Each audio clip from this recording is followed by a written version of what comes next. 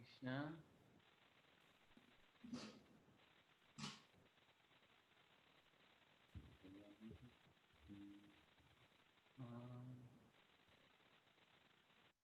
Yes.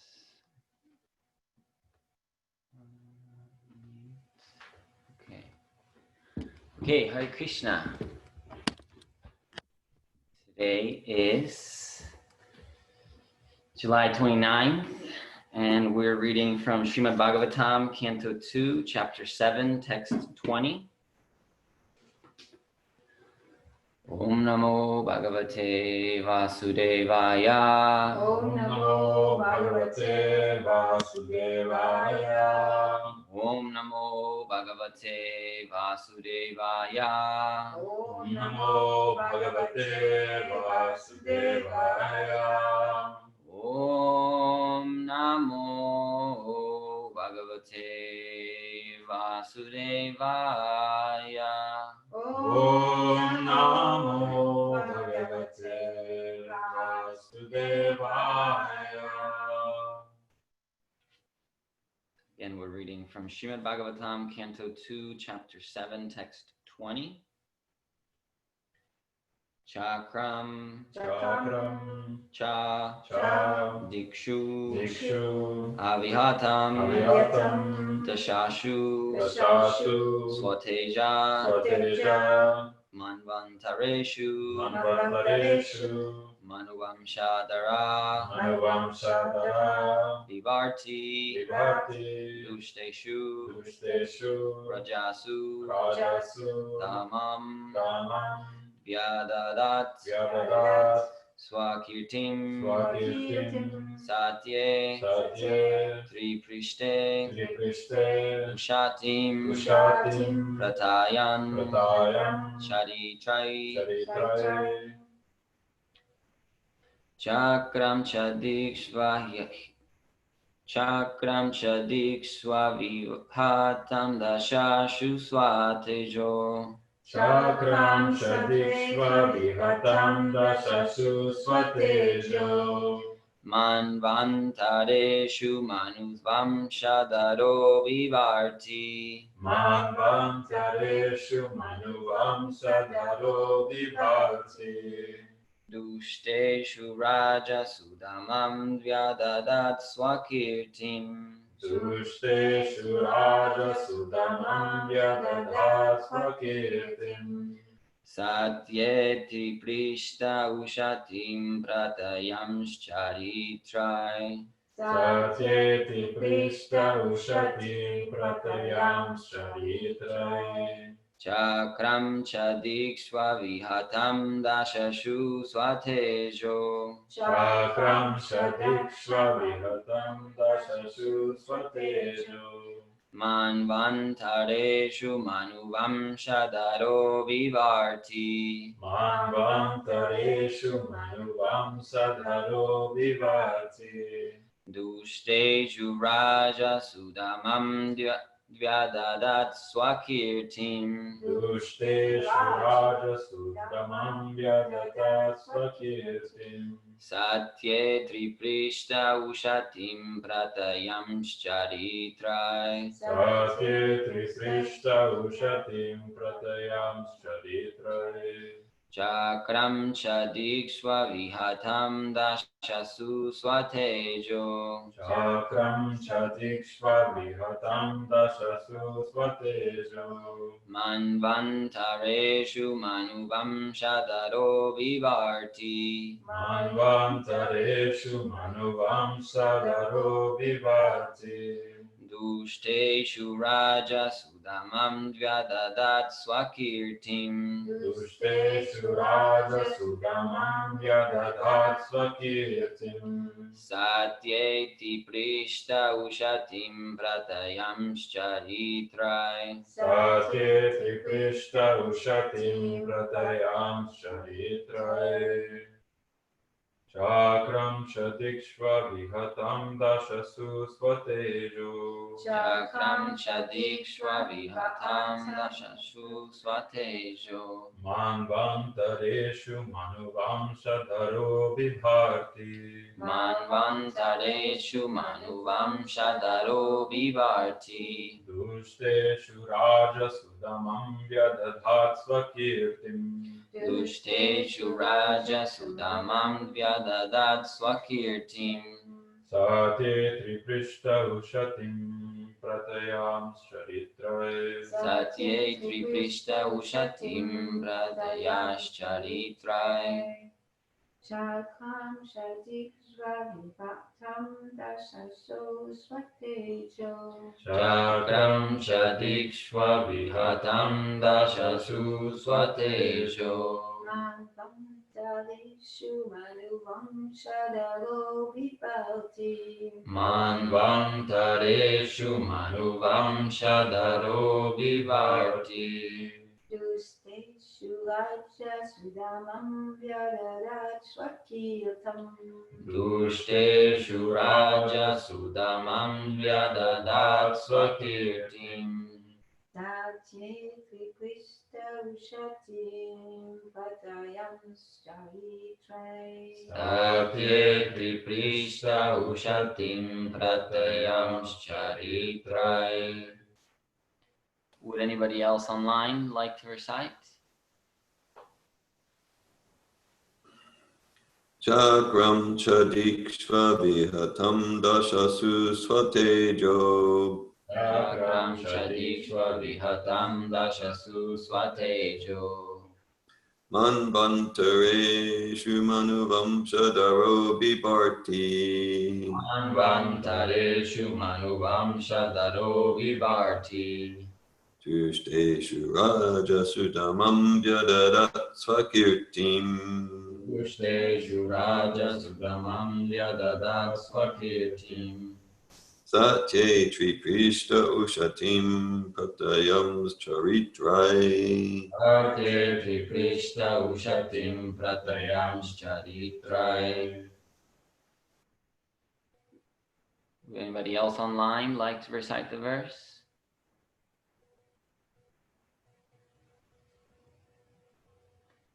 Okay, so we'll go on to the word for word.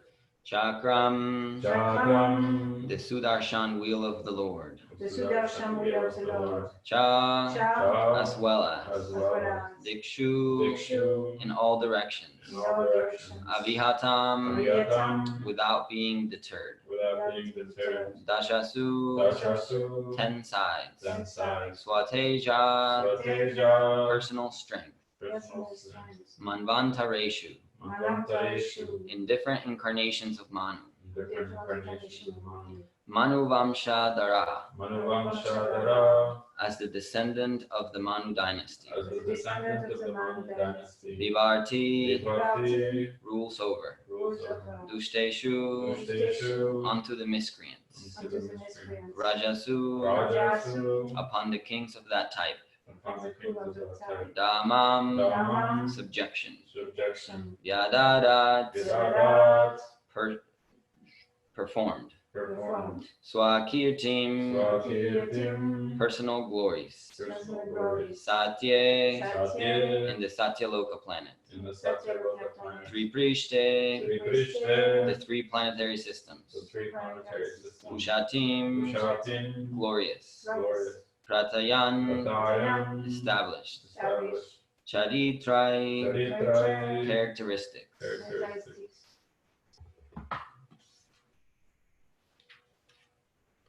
Om Jnana Timirandasya Jnananjana Salakaya Chakshurum Militam Yena Tasmai Shri Gurave Namaha Shri Chaitanya Manovishtam Stapitam Yena Bhutale Swayam Rupa Kadamayam Darati Swaparantikam. Om Namo Om Vishnu Padaya Krishna Prasthaya Bhutale Srimate Bhaktivedanta Swaminiti Namine Namaste Saraswati Deve Gauravani Pracharine Nirvishesha Shunyabari Paschachadesha Tarine Jai Shri Krishna Chaitanya Prabhu Nityananda Shri Advaita Gadadada Shiva Sari Gaura Bhakta Vrinda. Hare Krishna, Krishna Krishna, Hare Hare, Hare Rama, Rama Rama, Hare Hare. Translation by His Divine Grace, A.C. Bhaktivedanta Swami Prabhupada. As the incarnation of Manu, the Lord became the descendant of the Manu dynasty and ruled over the miscreant kingly order, subduing them by his powerful wheel weapon. Undeterred in all circumstances, his rule was characterized by his glorious fame, which spread over the three lokas and above them to the planetary system of Satyaloka, the topmost in the universe.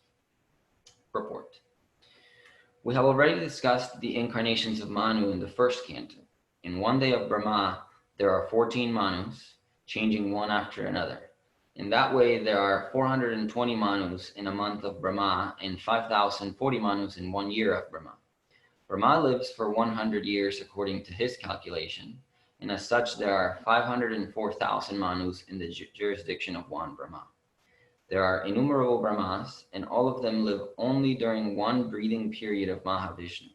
So we can just imagine how the incarnation of the Supreme Lord, how the incarnations of the Supreme Lord work all over the material worlds, which comprehend only 1/4 of the total energy of the Supreme Personality of Godhead.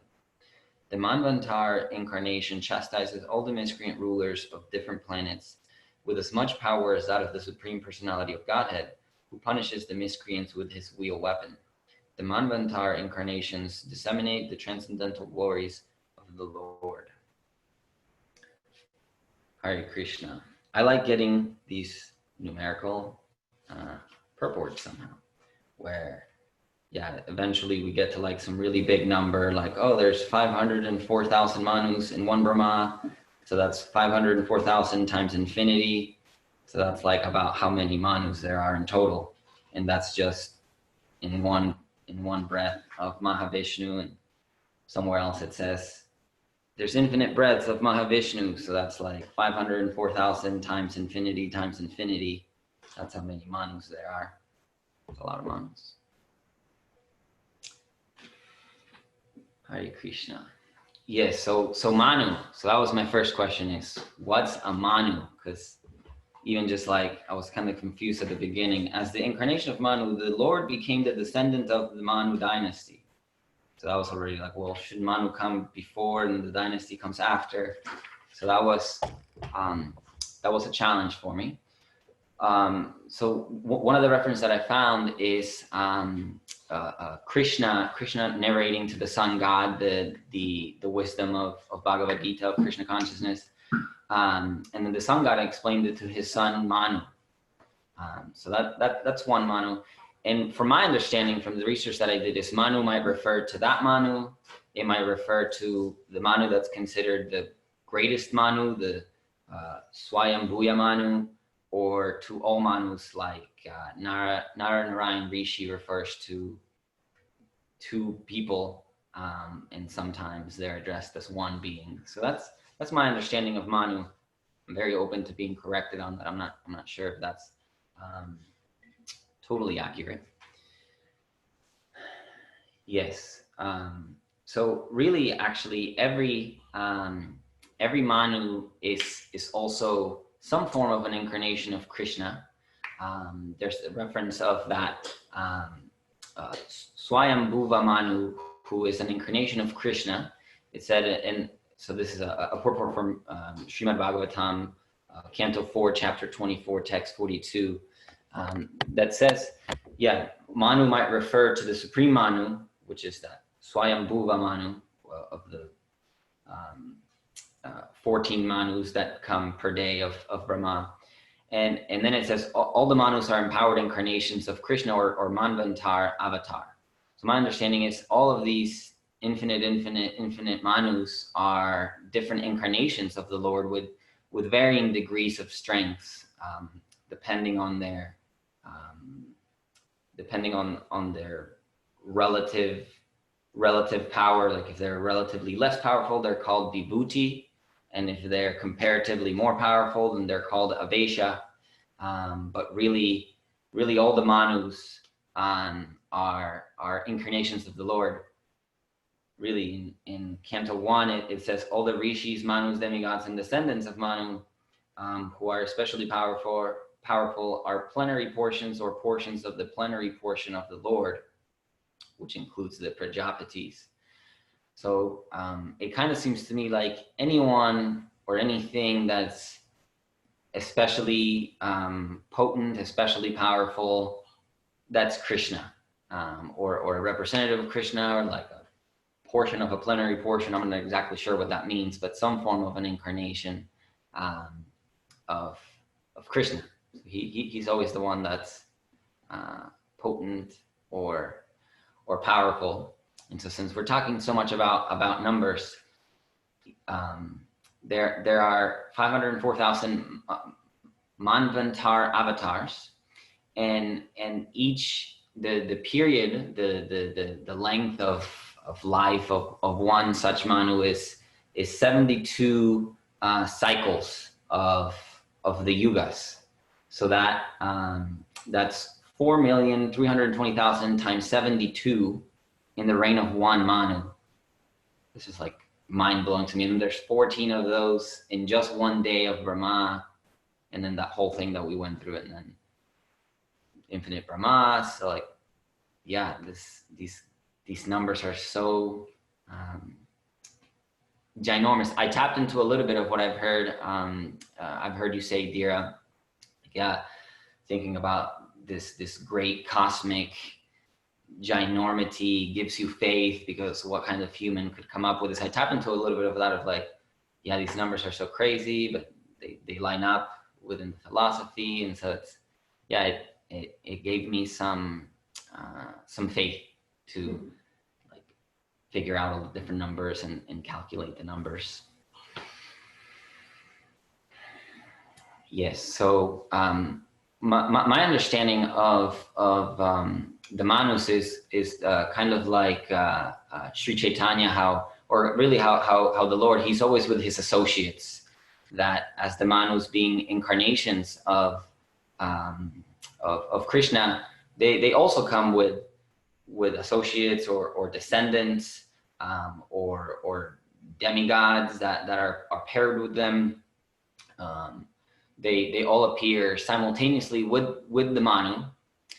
And so, like, to some extent, all of those characters are either the Supreme Lord or they're appointed by the Supreme Lord. Like in Canto 3, 3:11-27, it says, in each and every change of Manu, the Supreme Personality of Godhead appears by manifesting his internal potency in different incarnations as Manu and others. Thus, he maintains the universe by discovered power. So, yeah, all of these wonderful beings, the Manus, the descendants, the demigods that rule the planets during certain reigns of Manu, they're all Krishna, either directly or indirectly, or it's an expansion or a portion of a plenary portion, whatever that means. It's all different incarnations of Krishna, and that's so much of what the class today will be about. It's about the different incarnations, the different types of incarnations, of Krishna. Yes. So in Canto, so what we just read is that all of these incarnations, they are different incarnations of Krishna.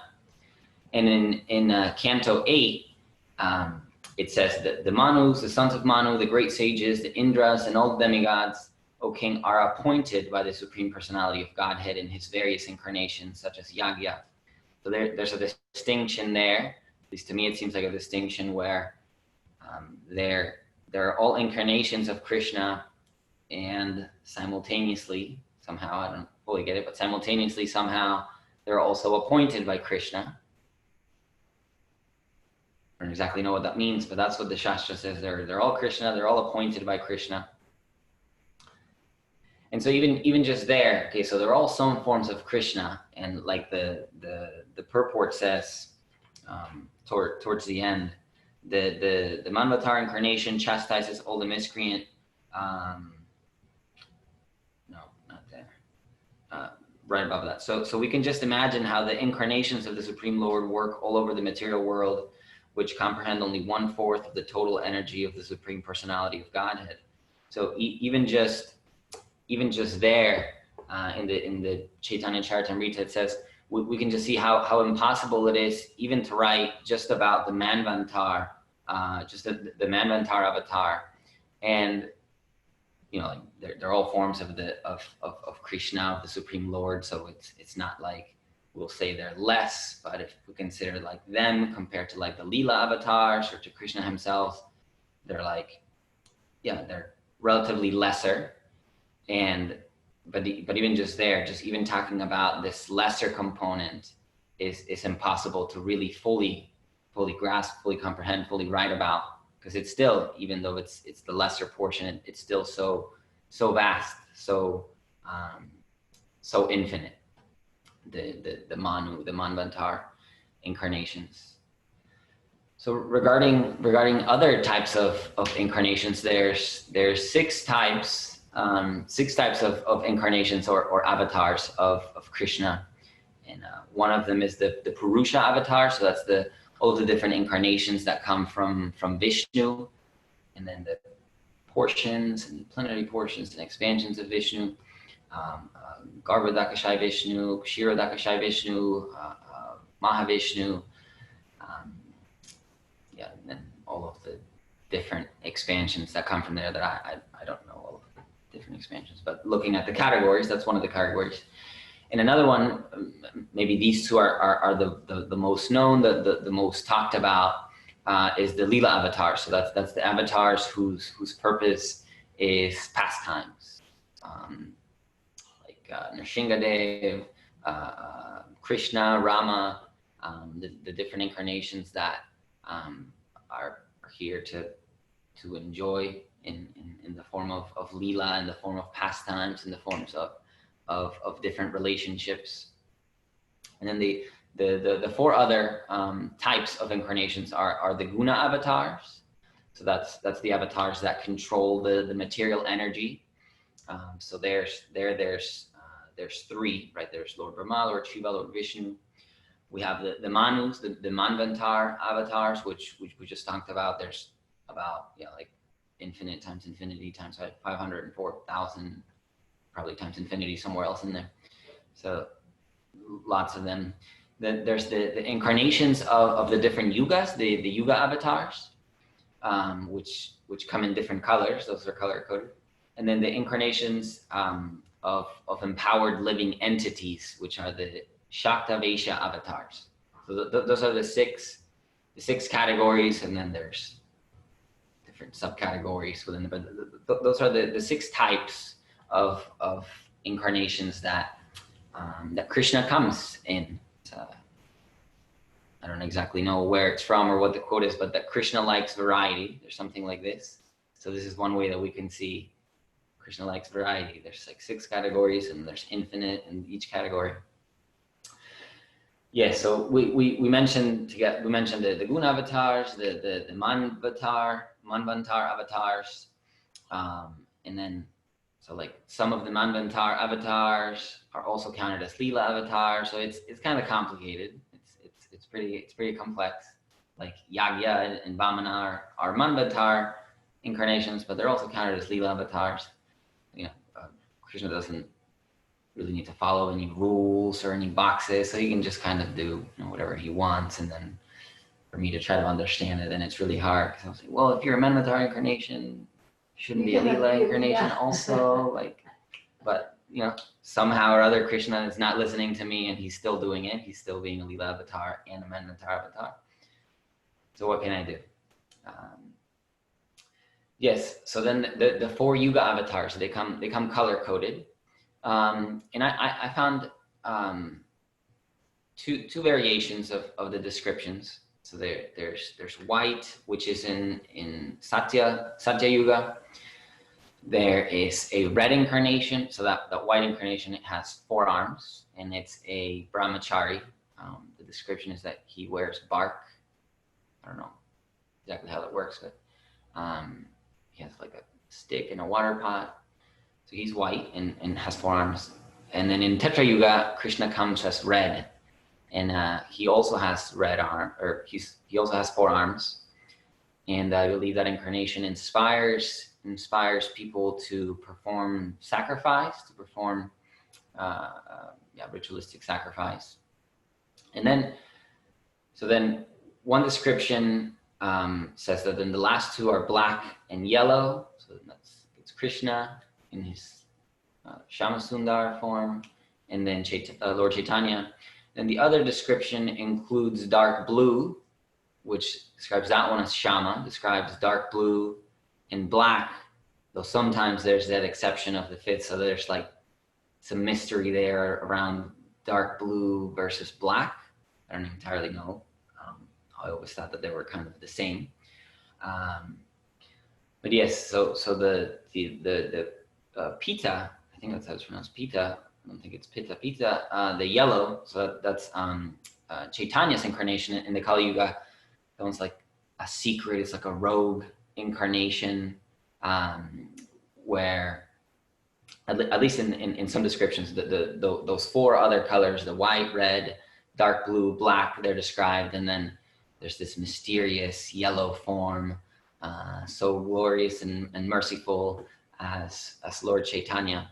So even there, it's like, okay, Krishna comes in 4 colors, but maybe those 4 colors will vary time to time. And there's also a description that Krishna doesn't always come in his dark blue or black form. Like sometimes he comes as green.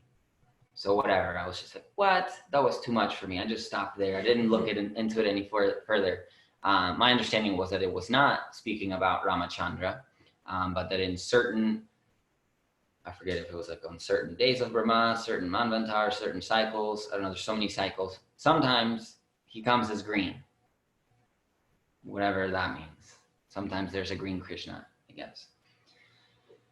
So yes, not to disrupt, maybe like if your mind is like mine and likes to put things in boxes, and I tell you that there's a green Krishna, maybe like now your entire life is a lie. That's kind of how I felt when I read it, so that's why I put it aside. Yes, and then there's there's the Shaktavesh avatars, and then again, like those are categorized into 2 subcategories, and then one of those categories is subdivided into 7 other categories. So there's like lots of different ways that Krishna comes. It's quite exciting. So the Shaktavesh, the Shaktavesh, which I think is the one that we predominantly talk about when we talk about Shaktavesh avatar, is so that there's empowered beings for the personal service of the Lord. There's empowered to bear all the planets. There's beings like Lord Brahma, which are empowered with the energy of creation. So there's so many different, like Narada Muni, he's one of those empowered to distribute devotional service. So many different forms. Like one of the 3 Ramas, the Parashurama. He's one of those categories. He's the 7th category of the 2nd category of the Shaktavesh avatars. So if I can understand, it might be hard to follow. I get to look at it so I can kind of orient myself. There's so many different categories. So yeah, but one of the 3 Ramas is a Shaktavesh avatar, Parashuram.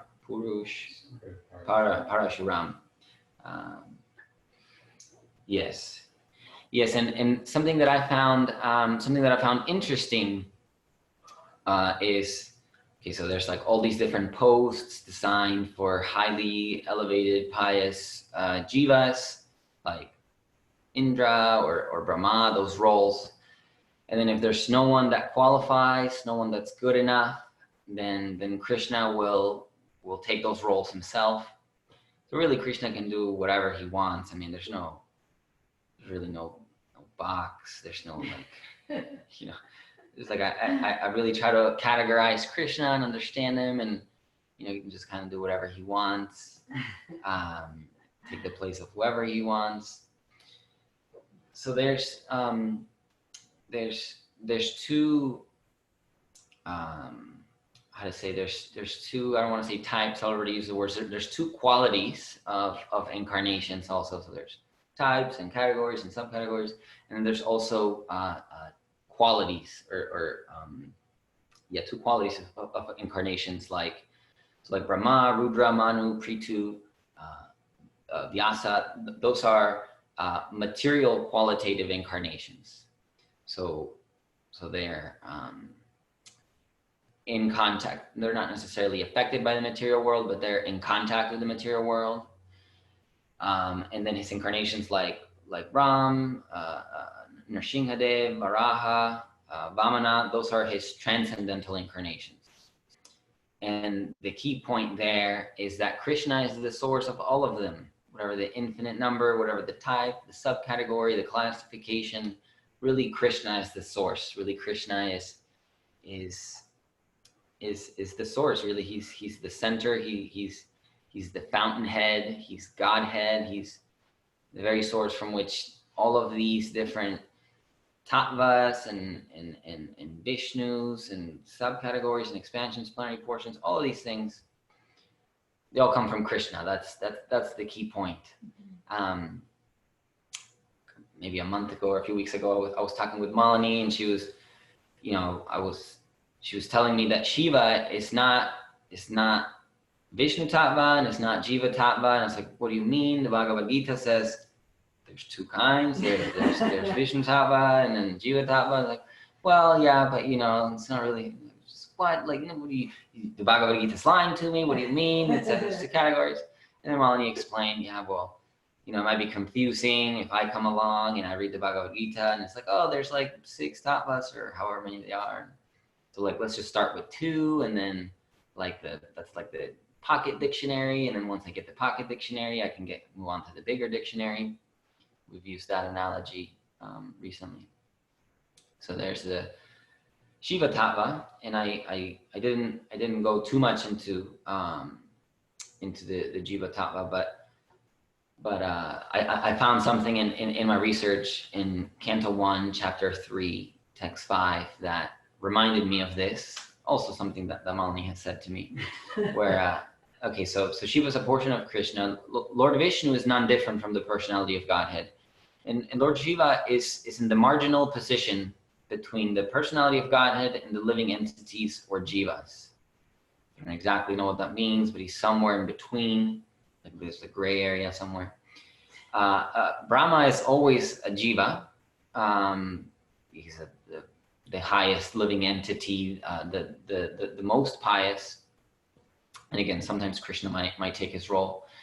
And so this is the part that I like. Something that Malini had said is, Lord Shiva is not an ordinary living being. He is the plenary portion of the Lord, but because Lord Shiva is in direct touch with material nature, he's not exactly in the same transcendental position as Lord Vishnu. The difference is like that between milk and curd.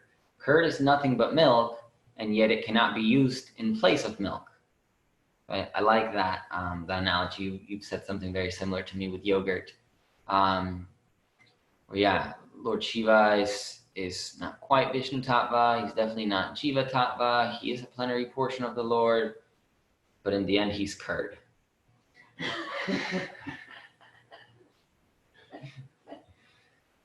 Yes. So the Yuga Avatars, right? So they come in different colors for different functions. They come to promote Krishna consciousness in a different way. I mentioned the white incarnation. He came to encourage meditation on Vishnu, meditation on the Supreme Personality of Godhead. The red incarnation came to encourage spiritual life through performing sacrifice. The incarnation in Dwapara Yuga, came to encourage us to serve the Lord's feet, to serve Krishna's feet.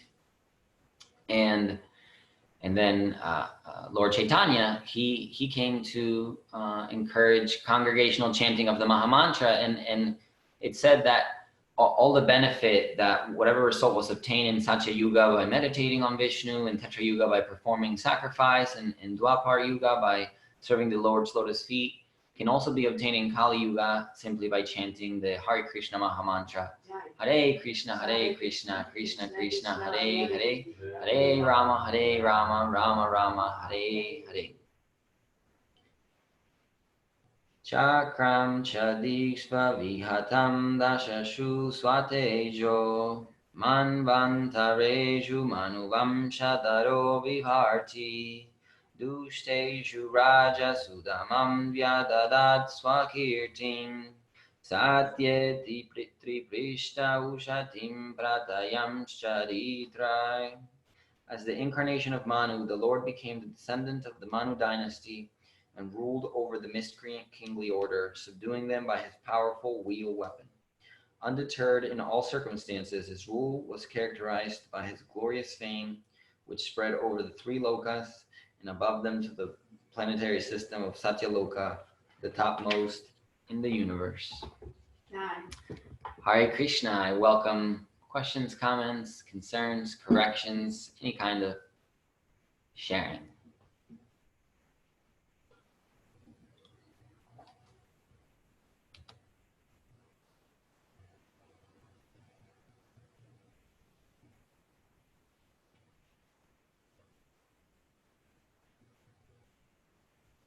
Or if there's no comments, we can end here. Oh, thank you, Eze. Hare Krishna. Thanks for your research and presentation. Yes, so this whole the science, it's the science of God, the science of Avatar. It's complex.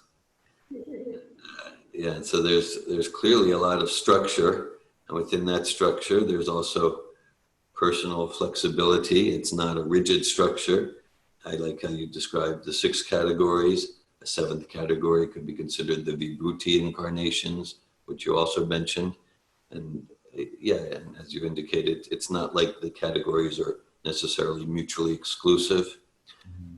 There's complexity, and yeah, what came across for me in hearing you speak is like Krishna is endeavoring really sincerely. Krishna is really caring about us. Mm. You say just like the Manvantar avatars is just one type, and in a sense they're not the most prominent type, and in a lifetime of Brahma there's more than 500,000 of them, and so that's what came across. And that's okay. Then there's so many other types of avatars, and they're all meant Paritranaya sadunam vinashaya cha duskritam dharma samstapanartaya sambhavami yuge yuge. And that they're all meant to inspire us and awaken us to our Back to Godhead program. So Krishna is trying in so many ways we can't conceive through his pure devotees who are Shaktivesha avatars, and through the Manvantaras who establish dharmic principles to bring us to higher modes of nature. So that's what came alive for me. How this Krishna, the personality of Godhead, is really compassionate beyond what I can conceive. He's really caring. He's caring about me a lot more than I'm caring about me. He's trying in many ways to get me to turn towards him and act for my own best good. Hare Krishna. Hare Krishna. I really appreciate that perspective. It's a really sweet perspective to see, like, wow, yeah, Krishna cares so much. Yeah, he's working. I don't know, he's working hard, but he has all these different ways to try to help me. That's really nice. Thanks for that perspective, dear. Hare Krishna. Any other questions, comments, sharings, realizations, etc.?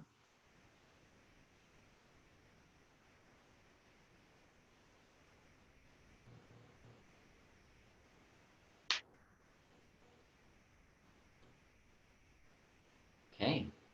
Srimad Bhagavatam ki Jai. jai.